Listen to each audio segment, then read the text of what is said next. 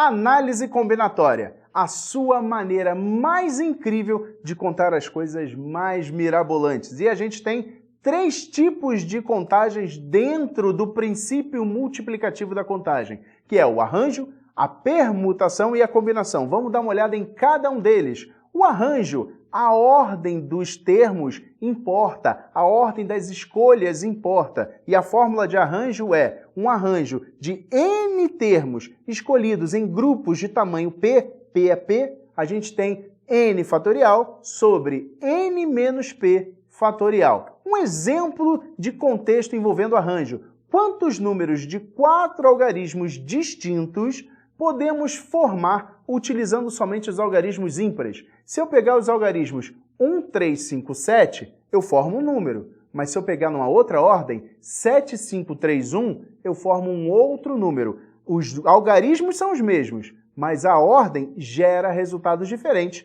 Isso é um caso de arranjo.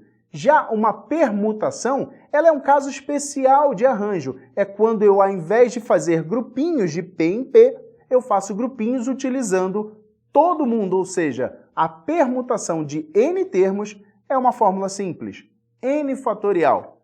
Por exemplo, quantos números de algarismos distintos é possível formar com os algarismos ímpares 1, 3, 5, 7 e 9? Veja que eu quero formar números que contenham esses 5 algarismos, sempre os 5, e eu não quero fazer nenhum subgrupo, tá certo? Então isso é um caso de permutação. Só que dentro do caso de permutação, eu tenho as permutações com repetição, ou seja, quando eu tenho algum elemento que se repete e eu troco a ordem deles e não faz diferença nenhuma, portanto eu preciso descontar. Uma permutação de n termos, onde eu tenho A repetições de um termo, B repetições de outro termo, significa n fatorial sobre A fatorial, B fatorial e quantos fatoriais mais forem necessários dependendo da repetição. Determine um número de anagramas que podem ser formados com as letras do nome Alemanha. Olha quantas letras A existem nessa palavra. Isso vai gerar, portanto,